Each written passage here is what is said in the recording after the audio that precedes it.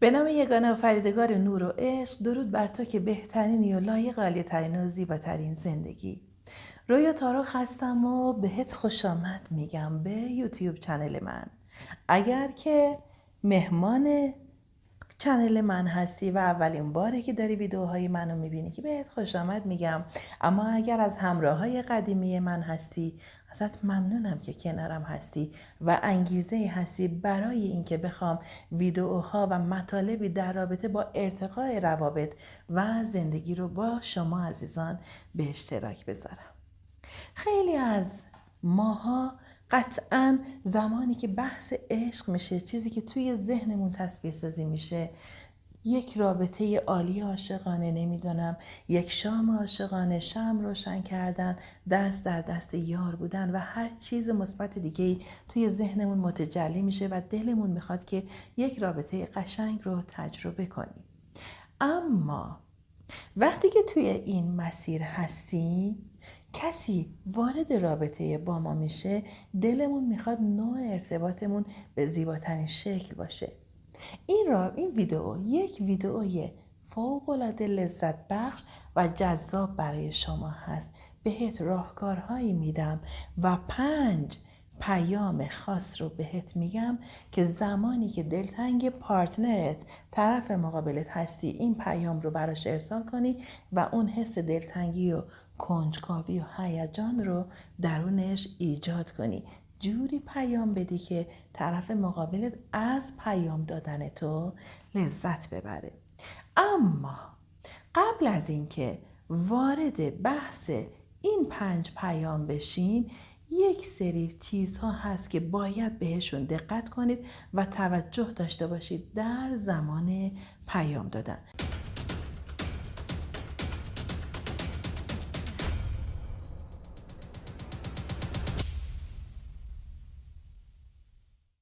خب، اولین چیزی که زمان پیام فرستادن برای طرف مقابلتون باید مد نظرتون باشه و خیلی بهش دقت کنید اینه که چه پیامی نوشتید.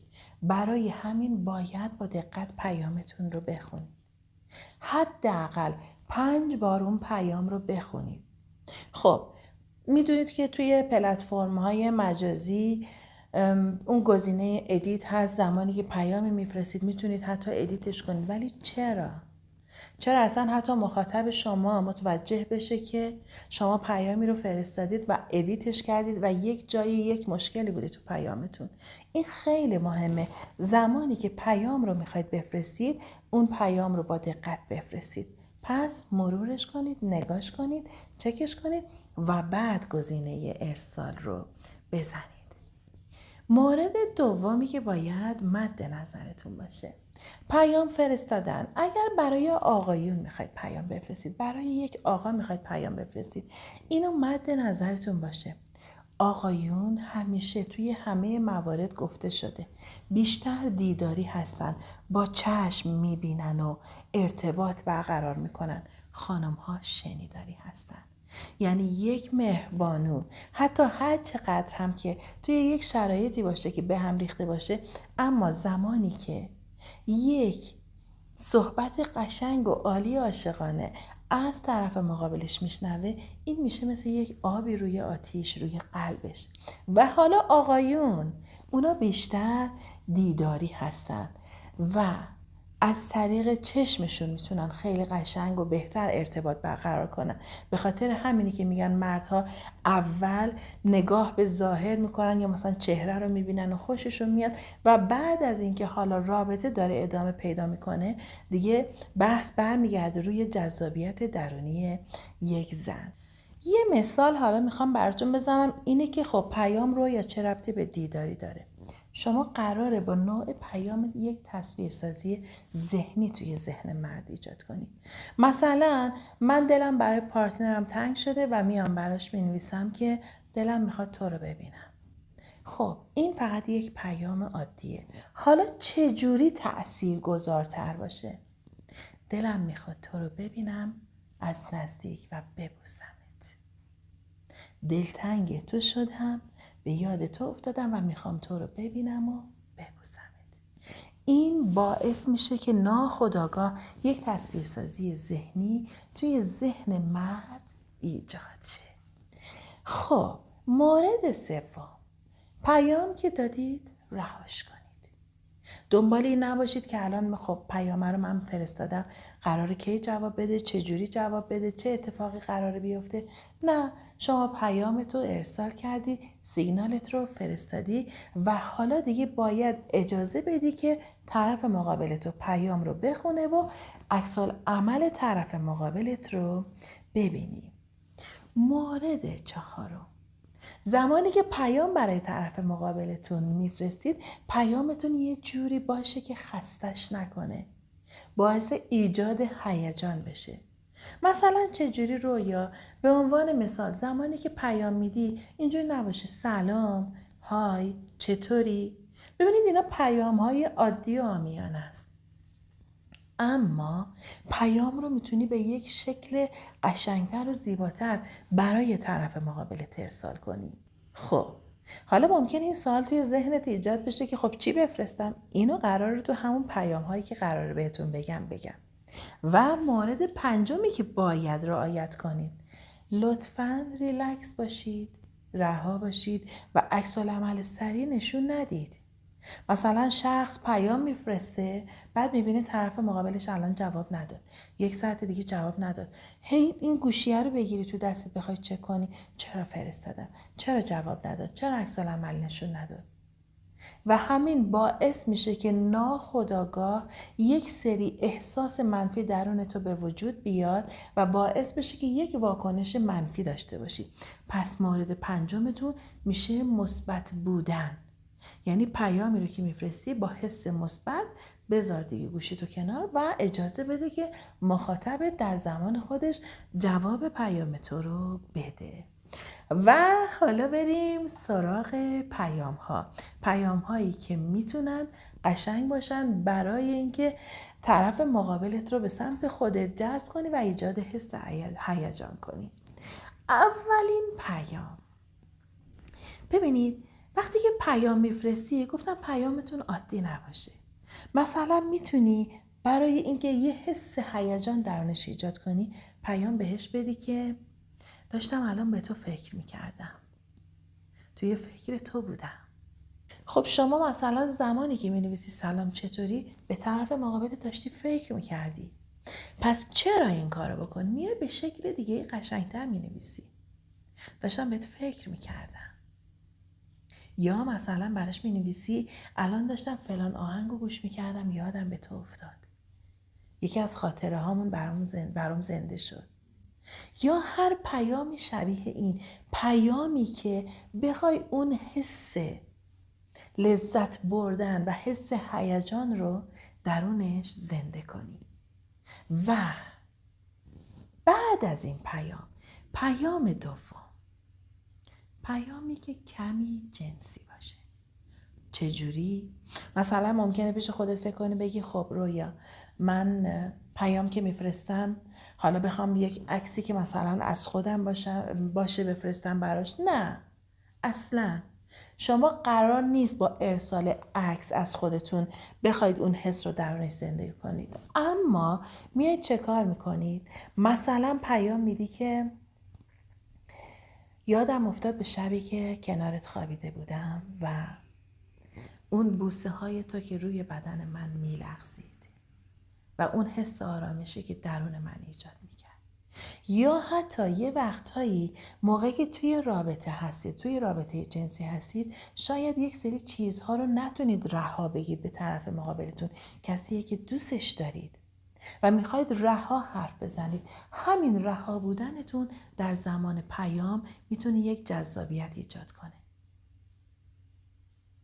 و وقتی که شما پیام میدی، این پیامت به این صورت که یک خاطره از رابطه رو برای شما ایجاد میکنه، حتی باعث میشه که طرف مقابل شما اون قدرت رو توی رابطه نسبت به شما احساس کنه و از طرفی همون ضربان قلب رو بالا میبری، حس هیجانش رو بالا میبری و باعث میشه که طرف مقابلت بیتاب بشه برای دیدن تو. پس رها باشید، کسی رو که دوستش دارید اینجوری با احساس عشق خودتون، احساس لذت بردن خودتون توی رابطه، اونو سرشار از حس هیجان کنید. پیام سوم، تو رو دوست دارم به این دلیل. دیدید ما زنها خیلی دوست داریم وقتی که مثلا کسی بهمون میگه که تو رو به این دلیل دوست دارم، حس هیجان، حس اون شور و نشاط خاص زنانه درونمون فوران میکنه. ولی خب خیلی از خانم‌ها فکر میکنن این احساس فقط مال زن هاست، این به قول قلبشون اکلیلی بشه فقط مال خانم هاست، در صورتی که اصلا برعکسه. آقایون هم همین حسو دارن، آقایون هم لذت میبرن وقتی که ازشون تعریف کنید. اما این تعریف کردن قرار نیست یه تعریف کردن عادی باشه. به چه صورت رویا؟ مثلا به عنوان مثال یکی یه چشم و ابروی مشکی خیلی قشنگ داره و خب خیلی هم مثلا بهش گفتن چشم ابروت خیلی قشنگه. شما قرار نیست بیای همونو تکرار کنی، میای اینو به شکل دیگه ای می نویسی. مثلا زمانی که توی چشمای تو دارم نگاه میکنم غرق میشم تو دنیای نگاهت و عشق رو توی نگاهت میبینم. یا زمانی که دستمو میگیری اون احساس عاشقانه قشنگی که داری از طریق دستت داره به من ارسال میشه. یا چقدر دوست دارم به خاطر مردانگی که داری، یا برعکس چقدر دوست دارم به خاطر نجابتی که داری، چقدر دوست دارم به خاطر اینکه به احساس من اهمیت میدی، یا چقدر دوست دارم به خاطر اینکه با وجود لجباز بودن من تو با عشق با هم برخورد میکنی و همین تفاوت من رو با عشق پذیرفتی. فکر نکنی نمیفهمم، منم خیلی تو رو دوست دارم. این نوع پیام ها همون حس آرامش، شادی و لذت رو درون مرد یا زن زنده میکنه، بالا میبره، اصلا اون روزش رو خیلی قشنگ میکنه. متن چهارم، پیام چهارم، پیام یادآوری شناسایی. خب این یعنی چی؟ یعنی که میای یه سری چیزها رو بهش یادآوری میکنی که بدون تو متوجه یه سری چیزها هستی. وقتی که طرف مقابلتون یک سری کارها داره براتون انجام میده با عشق، شاید اون لحظه چیزی نگید توی رابطه، اما یه وقتایی که بخوای بهش یادآوری کنی من عشق تو رو دارم میبینم. مثالشو زدم توی مورد سوم، مثلا همون من درسته یه وقتایی لجبازی میکنم اما میفهمم که تو با عشق با هم رفتار میکنی. یا من درسته یه وقتایی بی‌حوصله هستم اما میفهمم تو چجوری با من مدارا میکنی. مثلا من حتی مثلا به عنوان یک زن، مثلا یک خانم، یک مهربانو میگه من خودم متوجه میشم یه وقتهایی به خاطر نزدیک شدن به تایم پریودم یکم به هم ریخته هستم، ولی متوجهم تو اون زمانها تو چقدر مراقب منی، چقدر به من توجه میکنی. ببینید جملات معجزه میکنن، کلام شما معجزه میکنه، پیام شما معجزه میکنه و وقتی که شما این یادآوری داشته باشی به طرف مقابلت، همین باعث احساس دلگرمی، ایجاد دلگرمی در طرف مقابلتون میشه. و پیام پنجم، یادآوری خاطرات زیبا. این چجوره؟ مثلا یه نمونهشو بهتون میگم. به عنوان مثال یادمه اولین شبی که اومدم خونه کنار تو بودم. همون شب کنار مبل پیش تو نشسته بودم. اول اون نگاهی که بهم کردی و یادم اومد و بعد مثلا اون بوسه های قشنگ تو و یه لحظه به خودم اومدم و دیدم که کنار تو هستم و در آغوش تو جای گرفتم. این پیام یک سری خاطرات رو برای طرف مقابلتون زنده میکنه و برش میگردونه به همون حس و هیجانات اولیه رابطه. نذارید خاطراتتون بمیرن. یه وقتهایی بذارید مرور بشن. یه وقتهایی یادآوری کنید. همین باعث میشه که ضربان قلب طرف مقابلتون بالا بره، خاطرات براش زنده بشه و بگه وای چه روز قشنگی بود. یا به شکل دیگه ای میتونی بنویسی. به عنوان مثال، یادم اولین باری که تو رو دیدم، اون حرفای قشنگی که به هم زدی و بعد دست منو که گرفتی توی ملاقات‌های بعدی، اون حس شرم توی نگاهمون یا اون حس هیجانی که بینمون رد و بدل میشد. یا مثلا از فلانجا داشتم رد میشدم، فلان رستوران رو دیدم، فلان فست فودی رو دیدم، فلان کافه رو دیدم. یادم افتاد به جلسه مثلا دوم و سومی که با هم قرار داشتیم همدیگر رو دیدیم. یادم افتاد به حرفایی که به هم میزدیم و حالا هر چیزی که رد و بدل شده بین شما، اینا رو قراره بازگو کنید. عزیزای دلم، این 5 مدل پیام خیلی تأثیر گذاره. امتحانش کنید، ببینید چجوری جواب میده، چجوری نتیجه میده. و اینو همیشه بهتون میگم، کلام تو عصای معجزه‌گر توه و هر چیزی که مینویسی معجزه میکنه. پس با احتیاط و با دقت و با عشق بنویسید. این عشقه که رنگ و بو میده به هر چیزی. این عشقه که جون میده به هر چیزی. بهتون قول میدم باز هم ویدیوهای دیگه در این خصوص براتون آماده کنم. اگر درخواست ویدیوهای خاصی دارید حتما برام بنویسید. نظری پیشنهادی دارید حتما برام بنویسید.